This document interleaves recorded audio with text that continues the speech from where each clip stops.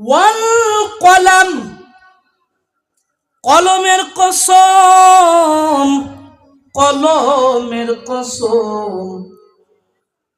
জিজ্ঞেস করলাম মাবুদ, কলমের কসম অর্থাৎ বুঝলাম না, কলম বলতে কোন কোন কলম বুঝাইলা? তাফসীর কারকগণ এই ওয়াল কলমের ব্যাখ্যায় লেখেন, এই কলম দ্বারা দুইটা অর্থ নিহিত আছে। নাম্বার ওয়ান, আল্লাহ কলম দ্বারা এটা বোঝাতে চান দুনিয়ার মানুষ যত অন্যায় করে শিক্ষিতরাই করে, ঠিক নেই? আমরা যারা অশিক্ষিত আমরা কত টাকা মারি, কত টাকা আমরা দুর্নীতি করি, শিক্ষিতরাই এই কলম দিয়ে হাজার হাজার কোটি টাকার দেশের সম্পদ বিদেশে পাচার করে, ঠিক না?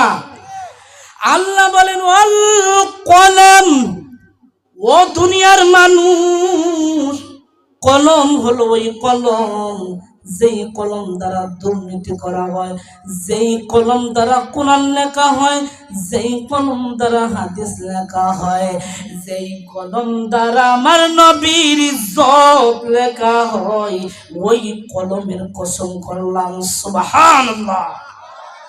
সবটুকুন শুকরিয়া ওই মহান আল্লাহ পাকের জন্য যে মহান রব্বুল আলামিন আপনাকে আমাকে এই জান্নাতি মাহফিলে আসার, বসার, বলার, বোঝার এবং তাও অনুযায়ী আমল করা তৌফিক দান করেছেন এবং করবেন।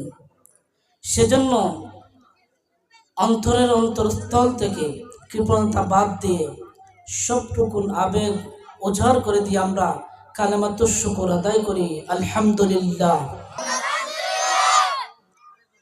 লক্ষ কোটি দরুদ সালাম পাঠাচ্ছি, পাঠাবো আল্লাহর সৃষ্টি প্রধান আকর্ষণ, সকল নবীগণের মাতা তাজ, শামসুদ্দোহা, বদরুদ্দোজা, নূরুল হুদা, সৈয়দুস সাকালাইন, ইমামুল মুরসালিন, আফতাবে নবুওয়াত, শাহানশাহে সালাত, সৈয়দিনা হাবিবিনা শাফিঈনা মাওলানা মুহাম্মদ সাল্লাল্লাহু আলাইহি ওয়াসাল্লাম।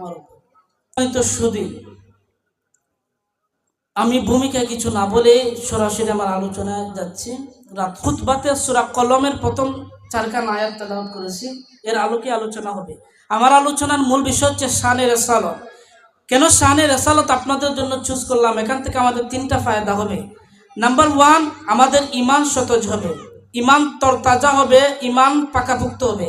দ্বিতীয় নাম্বার, আজকের আলোচনা থেকে আমাদের চরিত্র গঠনের একটা সাজেশন, সলিউশন পাবো আমরা। 3 নাম্বার, দামি সম্পদ ঈমান আমাদের কোন কারণে আমাদের কাছ থেকে চলে যাচ্ছে, আমরা বেঈমান হয়ে যাচ্ছে, আমরা নিজেও অনুধাবন করতে পারতেছি না, এই বিষয়টা নিয়ে আজকের আলোচনা হবে। তাহলে পয়েন্টটা হচ্ছে 3টা। নাম্বার 1, আমাদের ঈমান সতেজ হবে।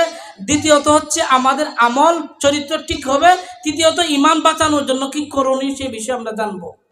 আমি যে আয়াত সূরা পড়েছি, প্রথমে আল্লাহ একটা শব্দ দিয়েছেন, এই শব্দটা হচ্ছে নুন। কোরআন শরীফের 114 সূরার মধ্যে 29টি সূরার শুরু আল্লাহ এইভাবে কাটা কাটা অক্ষর দিয়েছেন। কখনো দিয়েছেন নুন, কখনো দিয়েছে কফ, কখনো শুধু সদ দিয়ে শুরু করছেন। এইভাবে প্রায় 29টা সূরা শুরু করছেন। কেন? প্রশ্ন আসে না, কেন আল্লাহ শুরু করলেন? এই নুনের অর্থ তো আমরা জানি না, অথচ যত তাফসির আছে প্রত্যেক তাফসিরে লেখছেন নুন আল্লাহু আ'লামু বিমুরাদি। এই নুনের ব্যাখ্যা দুনিয়ার কোনো মুফাসসির জানে না, মানুষ জানে না, একমাত্র জানেন তিনি হচ্ছেন আল্লাহ। কে? যদি আল্লাহই জানেন তাহলে এটার দেওয়ার অর্থ কি? অবশ্যই মাহাত্ম্য আছে, অবশ্যই হিকমত আছে। হাজিরিন, কি হিকমত আমি সংক্ষিপ্ত করে বলে দিচ্ছি। হিকমত হচ্ছে এটাই, আরবের মানুষরা যখন কোনো মানুষ, পণ্ডিত মানুষরা যখন কথা বলতো, তাদের বাচন ভঙ্গি এমন ছিল, যদি এইভাবে কাটা কাটা অক্ষর দিয়ে কথা বলে, তখন আরবের মানুষ তারা মনে করতো এই ব্যক্তিটা সবচেয়ে শিক্ষিত। আল্লাহ বোঝাতে চায় তোমরা এত পণ্ডিত, এত শিক্ষিত, আমি এই ভাষায় কোরআন নাজিল করলাম। ইন্না আনজালনাহু কুরআনান আরাবিয়্যা, আরবদের বলতেছেন আমি তো আরবি ভাষায় কোরআন নাজিল করলাম। এভাবে তোমরা যে এইভাবে নুন কফ সদ অক্ষর দ্বারা কথা বলো, নিজেকে পণ্ডিত্য জাহির করো, আমিও এরকমই করছি। পারো তো দেখি এই নুনের অর্থটা বলো। তারা কি পারছে? পারে নাই, কিয়ামত পর্যন্ত পারবেও না। এটা কোরআনের মুআজিজা। আমি সেই দিকে আর লম্বা করব না। এখানে নুনের অর্থ যেহেতু আল্লাহ ছাড়া কেউ জানেন, আমরাও করব না। তবে এতটুকু বলি, এই নুন দেওয়ার মাধ্যমে আল্লাহ বোঝাতে চায় যে এই নুনের কাছে গোটা জাতি অক্ষম। পারো তো দেখি কোরআনের মতো এইভাবে নুন দ্বারা একটা অক্ষর নিয়ে আসো, একটা সূরা তৈরি করো, কেউ পারবে না। এরপর আল্লাহ বলতেছেন দুইটা জিনিসের কসম করতেছে। এই দুইটা জিনিস কি জানেন? ওয়াল কলমি ওয়া মা ইয়াসতুরুন।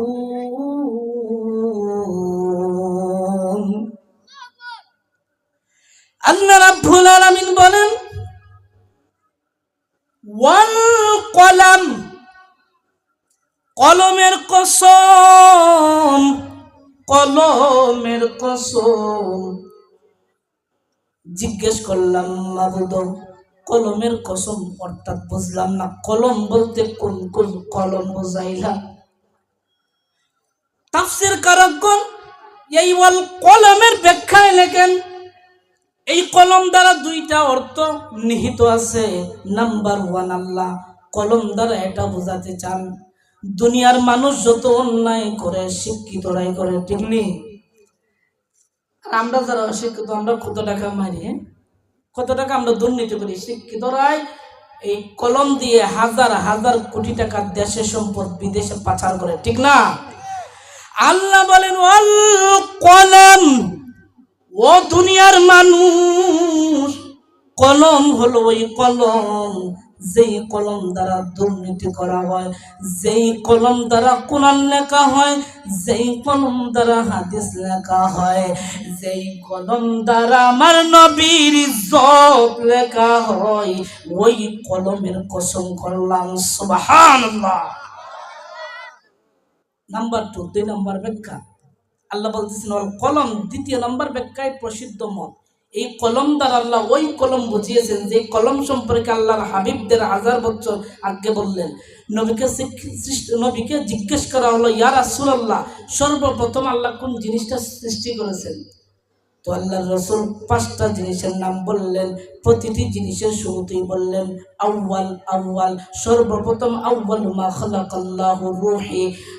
আমি নবী মুহাম্মদ সাল্লাল্লাহু আলাইহি ওয়াসাল্লামের রূহ মুবারক আল্লাহ প্রথম সৃষ্টি করেছেন। এইভাবে প্রত্যেক জিনিস প্রথম প্রথম বললেন।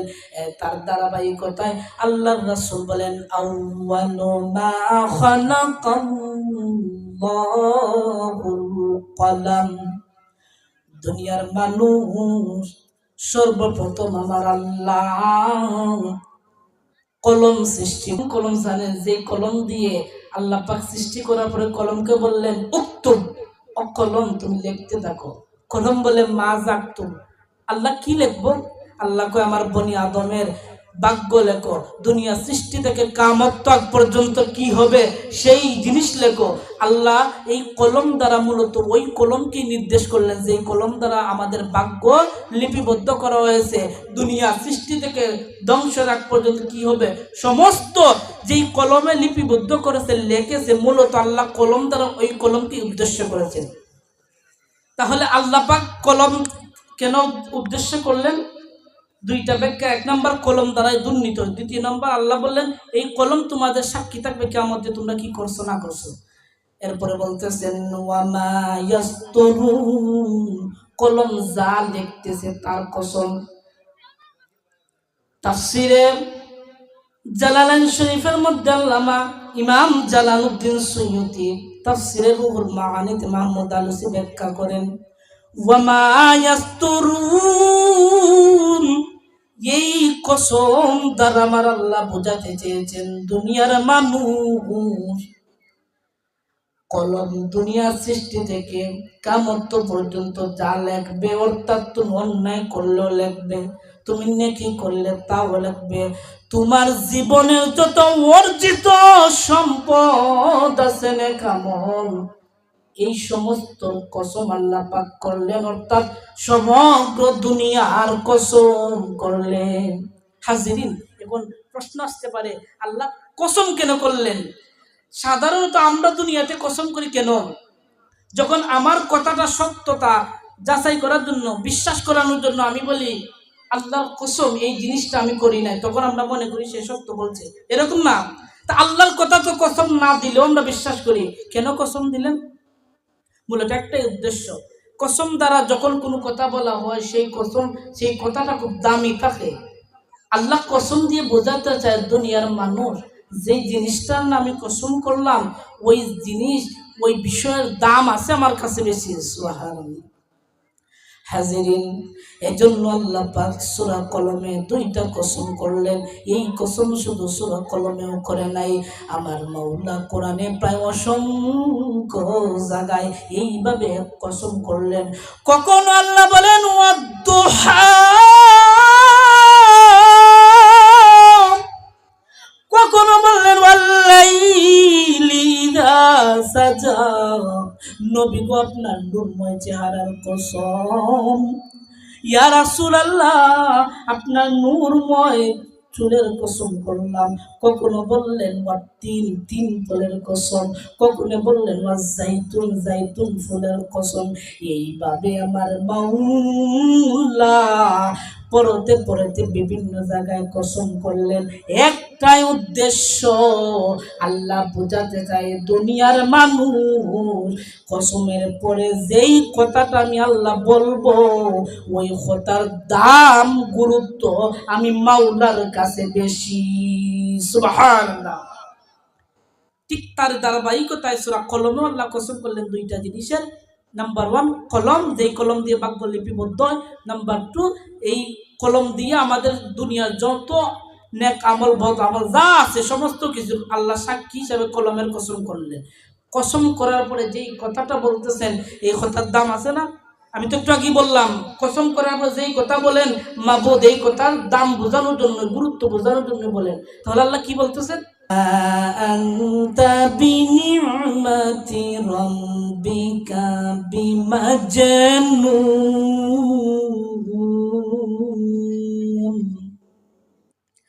আল্লাহ বলতেছেন দুনিয়ার মানুষ তোমরা যারা বলো আমার হাবিব মাজনুন তথা পাগল, আমি আল্লাহ সার্টিফিকেট দিচ্ছি আমার হাবিব পাগল না। হাজিরিন, নবীকে কাফেররা বলল নবী পাগল। আল্লাহ বলতেছেন মান তা বিনিমাত রব্বিকা বিমাজ্জুন, আমার হাবিব পাগল না। এখন প্রশ্ন আসে কেন তারা নবীকে পাগল বলল? বলতেছেন আমার হাবিব পাগল না, কাফেররা বলতেছে নবী পাগল। এই কথা শোনার পরে আপনাকে যদি কেউ গালি দেয় আপনার মন খারাপ হবে। স্বভাবত আল্লাহ রাসূলের মনটা খারাপ হয়েছিল যে নবীকে বলতেছে এত কিছু উম্মতের জন্য করলাম আর তারা বলতেছে আমি নাকি পাগল। হ্যাঁ, নবীর মনটা খুব ভেঙে গেল। আল্লাহর হাবিবকে আমার আপনার মতো মানুষ নাকি? এত দামি পৃথিবীর বুকে আল্লাহর রাসূলের সমকক্ষ সমতুল্য বেমিসাল কেউ নাই। এই রাসূলকে যখন পাগল বলল আল্লাহ কি বরদাস্ত করবে? না। আল্লাহ কি করছেন জানেন? এই জায়গার মধ্যে যখন নবীকে পাগল বলল আল্লাহ সাথে সাথে প্রতিবাদ করলেন মান তা বিনিমাতি রব্বিকা বিমাজনুন, আমার হাবিব পাগল নয়। অন্যত্র আল্লাহর হাবিবকে আবু লাহাব বলতেছে নবী ধ্বংস হয়ে যাক, আব্দুল্লাহ ছেলে মোহাম্মদ ধ্বংস হয়ে যাক, আমাদের বাপ দাদার বংশকে সে বিলীন করতে এসেছে, এইভাবে তিরস্কার করতেছে। আল্লাহ বরদাস্ত করে নাই। আবু লাহাব বলেন তাব্বাল্লাকা ইয়া মুহাম্মদ, ও আব্দুল্লাহর ছেলে মুহাম্মদ তুমি ধ্বংস হয়ে যাও। আল্লাহ কইন না রে আবু লাহাব, না না, আমার হাবিব ধ্বংস হবে না। এই নবী তো ধ্বংস হওয়ার জন্য দুনিয়াতে প্রেরণ করি নাই, আমার হাবিব ধ্বংস হবে না গো, বরং তাব্বাত ইয়াদা আবি লাহাবিন ওয়া তাব। ও আবু লাহাব, বরং তুমি ধ্বংস হও, তোমার দুনিয়া আখিরাত ধ্বংস হও। আল্লাহু আকবার বলেন না। নবীকে বলেন নবী ধ্বংস হতেন। আল্লাহ প্রতিবাদ করে সূরা লাহাব নাযিল করলেন যে না, আমার হাবিব ধ্বংস হবে না, তুমি ধ্বংস হয়ে যাও। এইভাবে উম্মে জামিল আল্লাহর নবীকে বলে নবী নির্বংশ, নবীর বংশ নাই। আল্লাহ এটাও বরদাস্ত করে নাই। আল্লাহ প্রতিবাদ করেছেন, আরশের মালিক আল্লাহ প্রতিবাদ করেন। দুনিয়ার মানুষ নবীরে গালি দেয় আর প্রতিবাদ আসে আসমান থেকে। সুবহানাল্লাহ। উম্মে জামিল বলে, নবী আটকুরা, বুঝেন তো, সন্তান নাই যার। আল্লাহর সাথে সাথে প্রতিবাদ করেন, ইন্না শানিআকা হুয়াল আবতার। না গো না, না না, আমার হাবিব কোরআন নয়, আমার হাবিব নির্বংশ নয়, বরং যারা বলে তারাই নির্বংশ। আল্লাহু আকবার। হাজিরিন, মুহাম্মাদুর রাসূলুল্লাহকে দুনিয়ার মানুষ দেয় গালি, প্রতিবাদ আরশের মালিক আল্লাহ করেন কেমন নবী। আমরা নবী চিনলাম না, এই নবীকে গালি দেয় দুনিয়ার মানুষ, প্রতিবাদ করে আমার আল্লাহ। আবু লাহাব কয় নবী ধ্বংস হ, আল্লাহ সূরা লাহাব নাজিল করে বলেন না তুমি ধ্বংস হও। উম্মে জামিল বলে নবী নির্বংশ, আল্লাহ বলেন না রে উম্মে জামিল তোমরাই নির্বংশ। এইভাবে মক্কার কাফেররা বলে নবী মাজনুন, আমার নবী পাগল। নাউযুবিল্লাহ। আল্লাহ বলেন মা আনতা বিনি'মাতি রাব্বিকা বিমাজনুন। না গো না না না, আমার হাবিব পাগল নয়, মাজনুন নয়, বরং আমার হাবিব হলেন সবচেয়ে উত্তম চরিত্রের উপর প্রতিষ্ঠিত। সুবহানাল্লাহ। হাজিরিন, এখন আল্লাহর হাবিবকে পাগল কেন বললো প্রশ্ন আসে না? কেন হঠাৎ করে আল্লাহর হাবিবকে পাগল বললো? এর কারণ আছে। আপনি দেখেন, আমরা সমাজে যখন কোনো মানুষের সাথে দ্বন্দ্ব লেগে যায়, যখন আমরা তার সাথে শক্তি দিয়ে পারি না, বুদ্ধি দিয়ে পারি না, চেহারা দিয়েও তার সাথে উঠতে পারি না, জ্ঞান দিয়ে বুদ্ধি দিয়ে কোনো অবস্থাতে তার সাথে যখন আমরা পারি না, উঠতে পারি না, তার সাথে কথা বলে, তখন আমাদের একটাই হাতিয়ার, আর ওটা বেশিরভাগ মুনাফিকদের চরিত্র। হাতিয়ারটা কি? তখন তাকে আমরা গালি দেই, ফার্স্ট, ঠিক না? আমরা তাকে গালি দিই যখন আমরা তার শক্তিতেও পারি না, বুদ্ধিতেও পারি না, যুক্তিতেও পারি না, তখন কিছু না পেরেই আমরা গালি দিই, ঠিক না? এটা কিন্তু কাফেরদের আলামত। তারা যখন আল্লাহর হাবিবের সাথে, নবীর নূরময় চেহারার সাথে তারা বিলীন হয়ে গেল, আল্লাহর হাবিবের বুদ্ধির কাছে মস্তক নত করে ফেলল, তখন আল্লাহর হাবিবকে তারা গালি দেওয়া শুরু করলো, গালি দেওয়া শুরু করলো যে নবী পাগল হয়ে গেছে। আল্লাহর হাবিব এটা শোনার পরে যখন মন খারাপ করলেন, আল্লাহ কোরআনের তাফসিরে কোরআন বিল কোরআন, কোরআনের তাফসির ব্যাখ্যা কোরআনের অন্য আয়াত দ্বারাও করা হয়। সূরা জারিয়াতের মধ্যে আল্লাহ নবীর এই কষ্টটা ব্যাখ্যা করেন।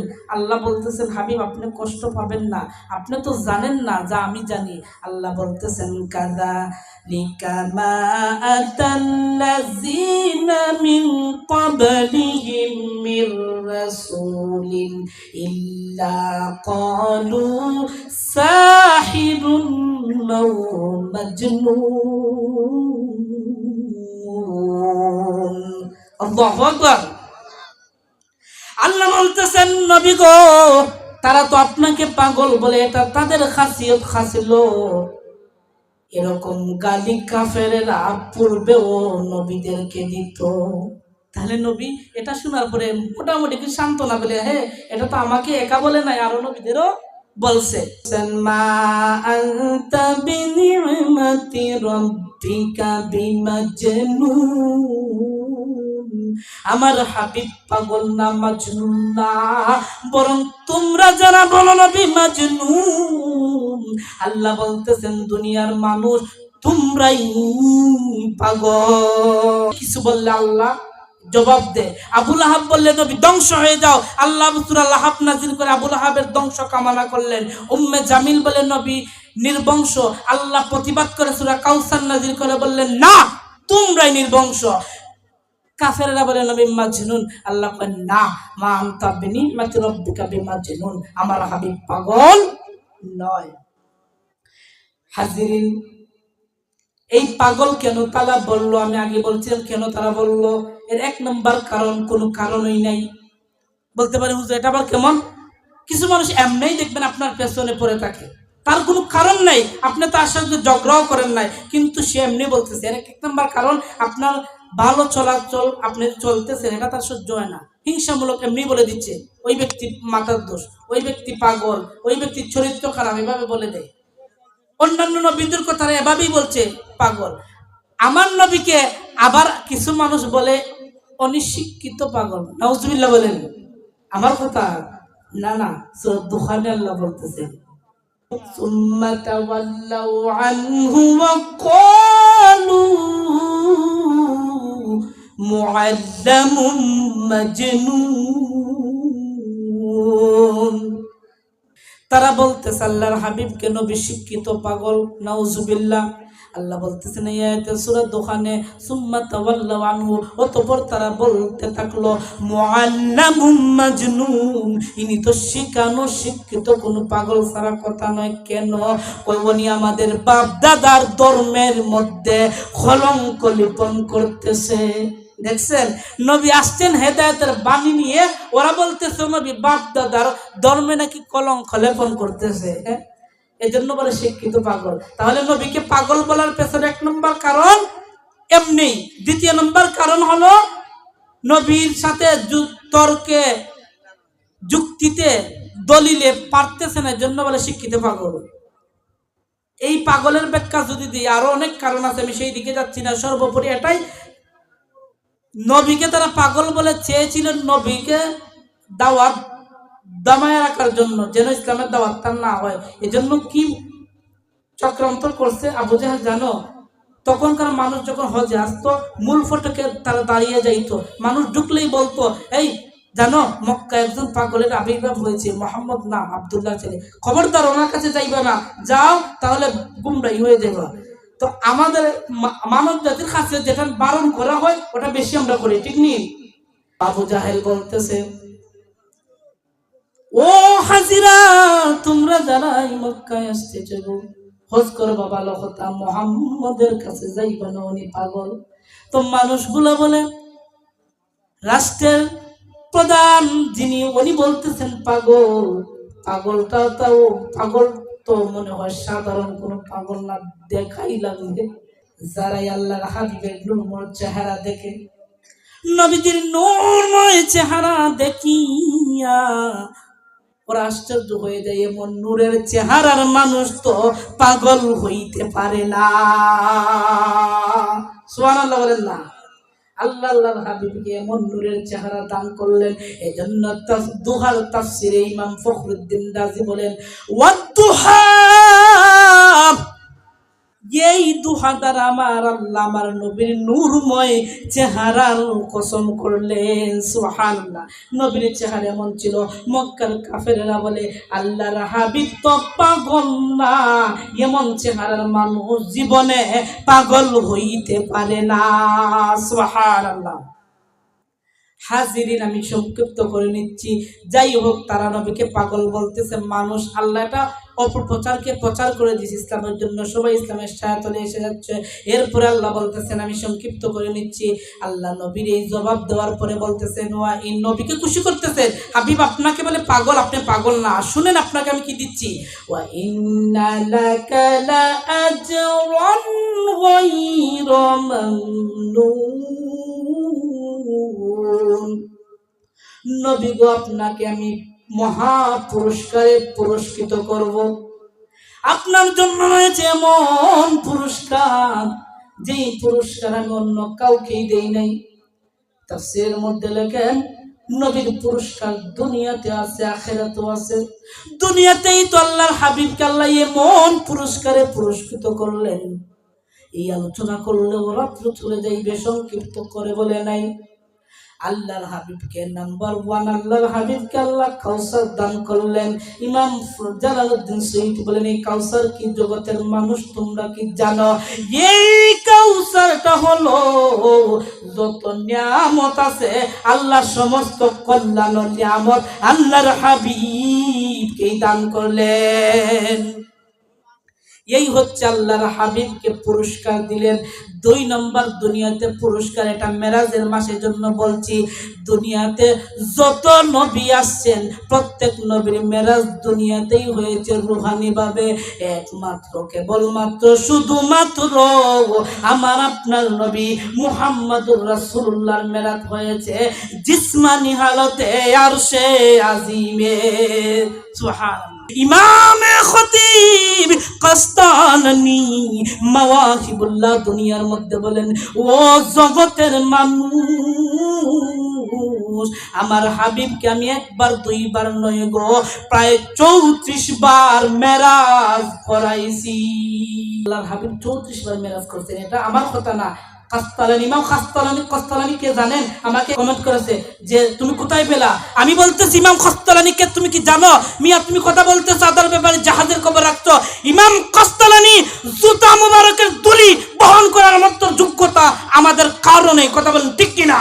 এই কাস্তালানী বলতেছে, ও দুনিয়ার মানুষ, তোমরা কি জানো আমার হাবিব কয়বার মেরাজ করছেন? 34 বার। 33 বার রুহানি ভাবে, একবার জিসমানি হালতে। যাই হোক, আল্লাহর হাবিবকে যে পুরস্কার দিলেন এর মধ্যে একটা হচ্ছে আল্লাহর হাবিবকে কাউসার দান করলেন। দ্বিতীয় নম্বর পুরস্কার নবীকে মেরাজ সশরীরে নিলেন। তৃতীয় পুরস্কার আল্লাহর হাবিব রহমাতুল্লিল আলামিনকে খাতামুন নবীন, সব নবীদের শেষ নবী বানিয়ে। এরপর আল্লাহ বলতেছেন নবীকে খুশি করেন।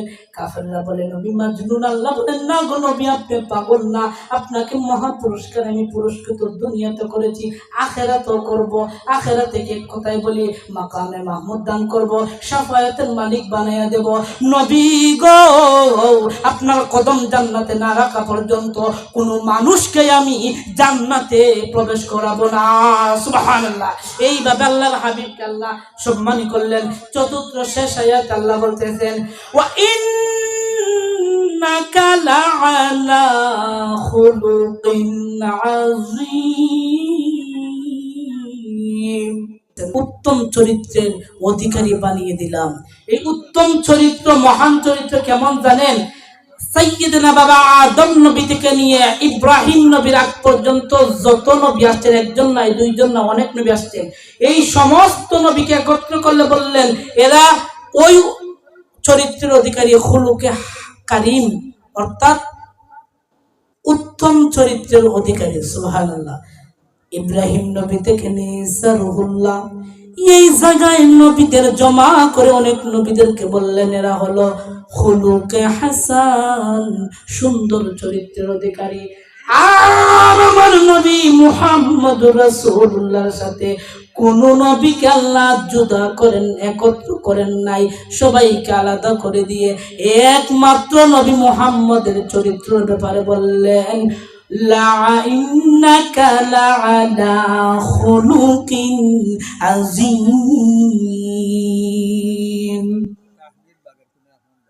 তাহমিদ বাগের কোনা 1.5 মণ দান, আল্লাহ 2 মণ দান। দেখছেন বলতেছে আল্লাহ তুমি কবুল করো, মঞ্জুর করো, এর উসিলাতে জিন্দা মুর্দা সবাইকে মাফ করে দাও। বাবা যারা এখনো বারে ঘোরাফেরা করতে আসেন না জান্নাতের বাগানে, আমার পরে খুব সুরলিত কণ্ঠের হুজুর আছেন, শেষ করে দিচ্ছি। আমি বলতেছিলাম নবী কেমন চরিত্র অধিকারী বানিয়েছেন, যেই চরিত্র আর কোন নবীকে দেওয়া হয় নাই। খুলুকে আযীম চরিত্র, মহান চরিত্র। এই মহান চরিত্র কেমন জানেন? সাইয়্যিদনা হযরত ওমর বলতেছেন আল্লাহর হাবিবের কাছে একবার এক ইহুদি আসছে। ইহুদি নবী ওর কাছ থেকে কিছু দান নিয়েছিলেন, খরচা।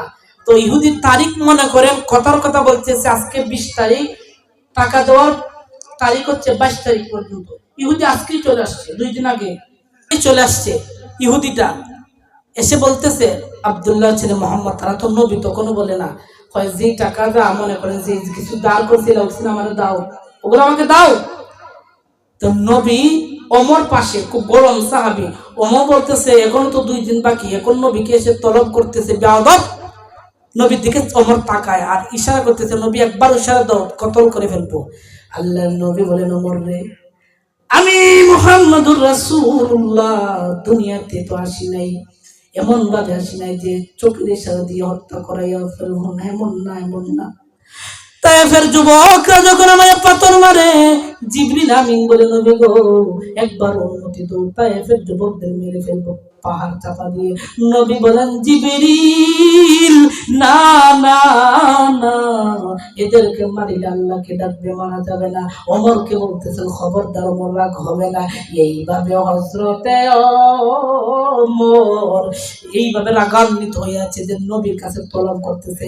আল্লাহর নবী বললেন ওমর রে, বাইতুল মাল থেকে সরকারি কোষাগার থেকে কিছু হাদিয়া দিয়ে দাও, বরং আরো কিছু বোনাস দিয়ে দিও। কেন? যে ইহুদিটা আমাকে স্মরণ করে দিয়েছে। কেন? নবী কেমন চরিত্র অধিকারী জানেন? যে ইহুদি বলতেছে হুজুর আমি আসছিলাম আপনাকে রাগান্বিত করার জন্য, কিতাবে দেখছি শেষ নবী যিনি রাগান্বিত হবেন না, আমি আসছি আপনাকে রাগান্বিত করার জন্য। দেখি আপনি তো রাগ হলেন না, বলুন আরো আমাকে বোনাস দিচ্ছেন। ইয়া রাসূলুল্লাহ, নবী গো এসেছিলাম আপনাকে রাগান্বিত করার জন্য। নবী গো তাওরাত জাবুর ইনজিলে দেখলাম শেষ নবী হবেন যিনি উনি শান্ত শিষ্ট দরদি নবী হবে, মায়ার নবী হবেন। এই পরীক্ষা করার জন্য নিয়ে এসেছিলাম। নবী গো এসে দেখলাম তো ঠিক তার চেয়েও বেশি নম্র আপনি, ভদ্র আপনি, মহান চরিত্রের অধিকারী। ইয়া রাসূলুল্লাহ, আমি ইহুদিকে কালিমা পড়াইয়া মুসলমান বানিয়ে দাও। এইভাবে আল্লাহর নবীর চরিত্র দেখে মুসলমান হয়ে গেছে যাকে যাকে হাজির। আলহামদুলিল্লাহি রাব্বিল আলামিন ওয়াল আকিবাতু লিল মুত্তাকিন والصلاة والسلام على سيد الأنبياء والمرسلين وعلى آله وصحبه وأهل بيته أجمعين. ربنا ظلمنا أنفسنا وإن لم تغفر لنا وترحمنا لنكونن من الخاسرين. رب ارحمهما كما ربياني صغيرا. رب ارحمهما كما ربياني صغيرا. يا الله يا أرحم الراحمين. আল্লাহ গভীর রজনীতে তোমার বান্দারা এই সামিয়ানার নিচে বসে দিনিয়া মাজমায় বসে আলোচনা শুনছে। দুনিয়াতে কোনো আশা নয়, একটাই আশা, মরার পরে যেন এই আমলগুলো আমাদের জরিয়া হয়ে যায়। হৃদয়ের গভীর থেকে দোয়া করি আল্লাহ আপনার বান্দাদের এই ত্যাগকে কবুল ফরমাও। এই দ্বীনি প্রতিষ্ঠান, কোরআনের বাগান, হাফিজিয়া মাদ্রাসার কবুল ফরমাও। মাদ্রাসার প্রতি আপনার বান্দাদের যে মহব্বত দেখলাম আল্লাহ এটা বৃদ্ধি করে দাও। এই মাদ্রাসাকে জরিয়া করে উত্তর এলাকার নয়া পুরানা যত কবরস্থান আছে প্রত্যেকের কবরের আযাব মাফ করে দাও। যারা আল্লাহ যেই নিয়তে যেই মাকসুদে মাদ্রাসায় নগদ অর্থ দান যারা দান করেছেন আর যারা দিবেন নিয়ত করেছেন আল্লাহ প্রত্যেকের নিয়তে কবুল সাচ্চা বানায়া কবুল করে নাও। আল্লাহ পর্দার অন্তরাল থেকে আমাদের আবেদা সালিহা দিনদার ছোট সাদ্দি মা বোনরা হাত তুলছে আল্লাহ প্রত্যেককে ইয়া আল্লাহ মনের ইরাদা অনুযায়ী মাকসাদ অনুযায়ী কবুল ফরমাও। আল্লাহ যারাই দান করছে তাদের জিন্দা মুর্দা সবাইকে মাফ করো আল্লাহ। বেমার থাকলে আল্লাহ, অসুস্থ থাকলে সুস্থতার নিয়ামত দাও। অনেকে বিদেশ যাওয়ার নিয়ত করছে আল্লাহ বিদেশ যাওয়ার যত সমস্যা সে দূর করে দাও আল্লাহ। আল্লাহ আমরা যার যে সমস্যা সে আল্লাহ সমস্ত সমস্যা দূর করে দাও আল্লাহ। যুগে যুগে নমরুদ ফেরাউনের আবির্ভাব হয় আর খালিদ বিন ওয়ালিদের মতো সাইয়েদনা ওমরের মতো তাগড়া টকবগে যুবকরা ইনসাফের পক্ষে দাঁড়িয়ে যায়। আল্লাহ আমার ভাই উসমান হাদিকে তুমি মাফ করে দাও। দরজাতে বুলন্দ ফরমাও। আরো যারা ইয়া আল্লাহ ইনসাফের পক্ষে লড়তেছে সবাই সাহায্য করো। এই দেশটাকে তুমি সোনার দেশ বানাইয়ে দাও আল্লাহ। এই মাদ্রাসায় কবুল ফরমাও আল্লাহ। আমার উস্তাদ বৃন্দরে মাফ করে দাও, মা বাবারে মাফ করে দাও আল্লাহ। আমি বারবার বলি, এখনো বলি, অন্তর থেকেও বলি, আমি এই চারের যোগ্য না বল। আমার মা বাবার দোয়া, আমার উস্তাদের নেক নজর ছাড়া এখানে আসতে পারি না আল্লাহ। প্রত্যেকের দিন দুনিয়া উজালা করে দাও। যারা অন্ধকার কবরে গেছেন কবরের জান্নাতের বাগান বানাও আল্লাহ। এই বাগান কোনা প্রত্যেকের নয়া পুরান সবাই জিন্দা মরতে মাফ করে দাও আল্লাহ। এই মাদ্রাসার কমিটির কবুল ফরমাও, মাদ্রাসার কিয়ামত পর্যন্ত জারি রাখো আল্লাহ। তোমার দরবারে আখিরি গুজারিশ, যেদিন মৌতের নিশানা, মৌতের চিঠি আমাদের হাতে হাতে এসে যাবে মাবুদ, ওই দিন পাক সাফ বানাইয়া রমজান মাস শুক্রবারের দিন আল্লাহ রোজারত অবস্থায়, নামাজরত অবস্থায় মদিনাওয়ালার সামনে রাখিয়া আমরা জবানে মধুর কলিমা জারি করে দিও লা ইলাহা ইল্লাল্লাহু মুহাম্মাদুর রাসূলুল্লাহ।